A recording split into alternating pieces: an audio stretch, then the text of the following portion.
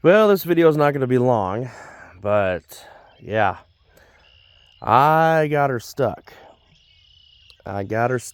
So I have a plow that I'm getting ready to use. It's sitting right there. And I need to get it out so that I can make sure it's working okay, maybe replace some discs. I'm not real sure. But we're getting ready to do some plowing. And I need to get to that thing that happens to be in this garden. We built this garden, this really large garden, in this area because it seemed like the best spot to put it.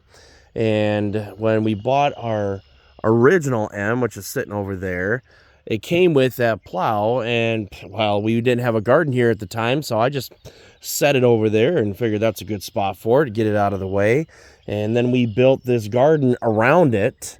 And now I need to get it, but unfortunately, the water table is so high and the ground is so soft right now that I ended up just sinking right in.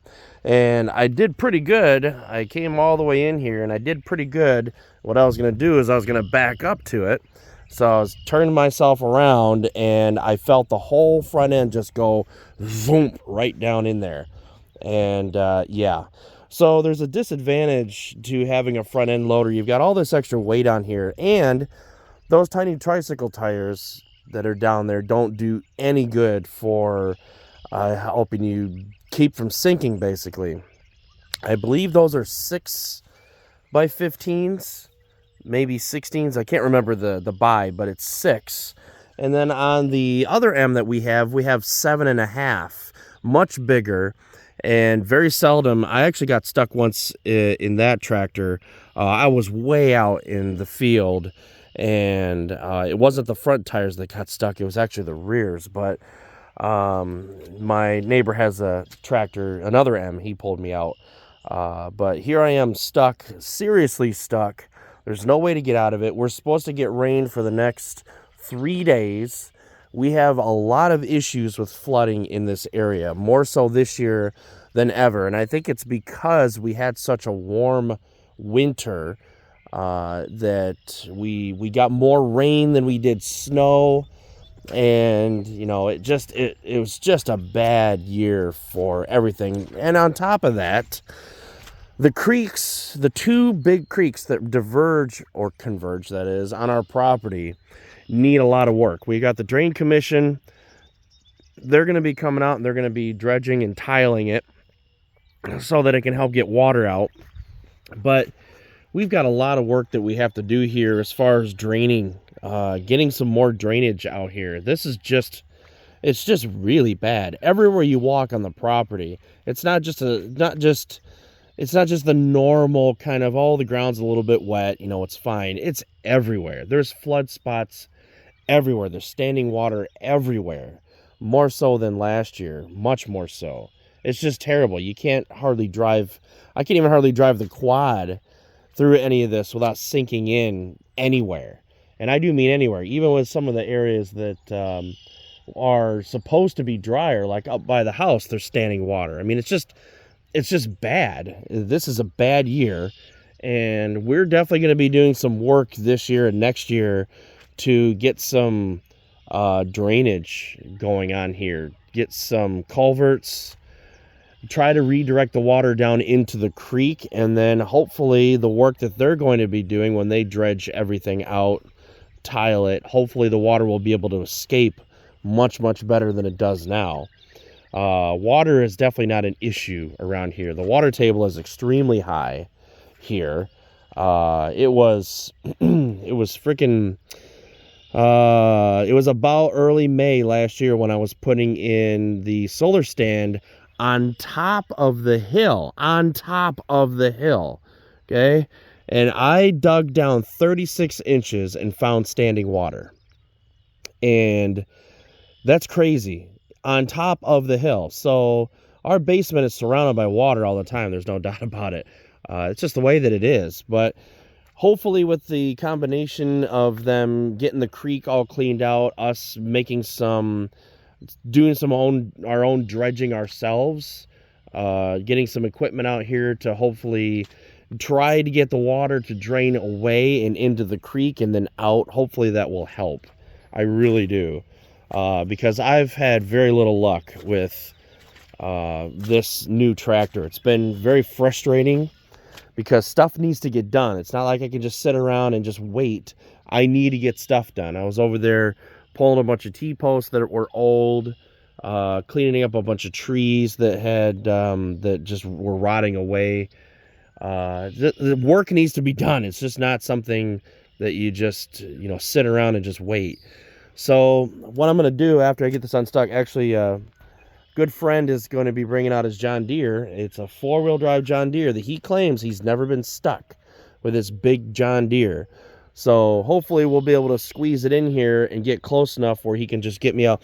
Basically what ends up happening is that the front end sinks in, and then the rear tires, which are meant for forward motion, have no traction going back, so they can't lift the tractor out of the rut, is basically it. And you can see where it starts to back up. And with all the extra weight on the front end, that doesn't help at all. Being in a narrow front end doesn't help at all. Being that those are tiny tires doesn't help at all. Like I said, the other tractor didn't have nearly this kind of problem that I'm having with this. And it's just one of those things that I'm just going to have to deal with it. I'm going to have to get used to it. And on top of that, I mean, I got to redo this hydraulic system. I have a 12-volt hydraulic pump that I'm going to be installing on here somewhere. I got to mount it. It's a freaking 20 quart. It's huge, so I got to figure out a place to mount it. But on top of that, everything was hanging up a little bit, and I got to redo the hydraulics on this. But one of the hydraulic lines popped off, the quick connect, and now this is under a whole bunch of pressure, so I can't get it to go back in there. So I'm going to have to deal with that too, because obviously the lift is all the way up because I was putting stakes down here to try to get some leverage to get out. But it is what it is. This is just the way that it is. It's not unheard of for a tractor to get stuck, and a wide front end would likely fix this problem. But the issue is that I've got this loader on here. A wide front end is going to come out to right about where these tires are at. So I would have to come up with some way to modify this to bring it up and down so that when the loader is sitting, it's not hitting the wide front end. So this will require modification. I don't even think it's worth it, to be honest. It's just one of those things I'm just going to have to be more careful about where I go. But I was actually really surprised because, like I said, I was coming in, and I was coming in slow because I wanted to make sure that I wasn't going to get stuck. And you can see I barely made some marks here. This is not terrible. And then just all of the sudden, I started coming up here and I put it in reverse, and just plump, it just went right down. I felt the whole tractor go, ugh, and I'm just like, damn. So, but anyway, Darren's going to come out, and like I said, he's got his John Deere. Hopefully he'll be able to squeeze in here. He's got a bigger tractor than I do for sure. So hopefully he'll be able to squeeze in here. And all we need is about 2 feet just to get me out of the rut. And I can turn the wheels as he's pulling me back and out. But, you know, his tractor's probably about 4 times the size of this thing. So I'm expecting good things. But it's just very frustrating that it's just incredibly wet everywhere. Just so frustrating that we can't do anything because of this. It's just a lot of different things, a lot of different factors to this whole thing. You can see there's standing water everywhere. I mean, some of that is because of some tracks that I've made, but you can see that's not tracks right there. That's just standing water. Here's some more standing water. Here's some more standing water. The standing water is everywhere because it has nowhere to go. So we've got a lot of work to do because I need to get all this water out of here. We've got the creek, more standing water. See, what I think I can do is, I'm not an expert. I'm just thinking out loud here, but I'm thinking that what I can do is kind of dig this down a little bit with a backhoe or something, because it's obviously getting hung up right here. Dig this down a little bit and then let it drain right into the creek. No big deal. I do need to bring in some gravel or something here because I did come across this one time and that made me nervous because you could see it's just everywhere. The water is everywhere. Look at that. It's just standing everywhere. And this is our alfalfa field that we're putting in, and it's not going to help at all. Even though this is about as high as you can go on the property, it's not going to help at all when there's standing water over there. And you can see all of the water that's standing. So I've got some work to do. Really what I need is a backhoe so that I can get this, you know, dug out a little bit, just to make a nice narrow thing, because we've got the creek here that it can drain into. And until the creek swells over to the point where it can't handle it anymore, all of this water should come down here. I mean, it is doing a pretty good job making it down there a little bit. You can see some movement, but it's just not enough. It's not able to hold it. So that's what I'm hoping. But yeah, this thing's coming up pretty good. But again, at the same time, the Drain Commission, he's going to come out, and it's about 3 miles of creek that goes that way until it hits the natural end. And he's going to dredge and tile the entire thing going all the way up past our property this summer. So all of this is going to get dredged, all of it. You can see there's some issues with it plugging up over here, but I'm not concerned about that because that's an inlet. This is the outlet. The outlet is actually on the back side of the property. That's the one that needs the most attention. This one really doesn't. This is feeding into the property. So we need the outfeed, the outlet to be dredged and tiled. We're not too concerned about this yet. But at any rate, yeah, I've got a lot of work to do. I mean, I just do. There's a ton of work that needs to be done on this, on the property, to try to get it to where it needs to be so that we're not standing in water everywhere we go. I mean, that's not a joke. Everywhere we go, there's standing water. So some of it's unavoidable. You know, you've got some swamp stuff back there, and I don't care about that. I'm not driving the tractor back there.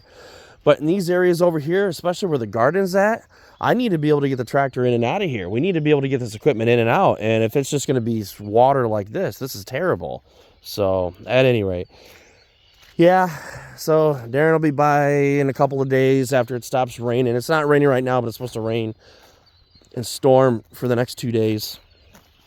So he's going to be by, and hopefully we have the room to get pulled out. And I just won't be going in the garden for a while. I don't know how to get to that plow. Maybe Darren can get the plow as well, because again, he's got 4-wheel drive, and it's just way better than what I've got. You know, that's the shortcoming of these old tricycle tractors. They're very maneuverable, but they sink real easy. Anyway, my battery's about to die because I didn't plug my phone in. So I'll catch you guys in the next video. Take care.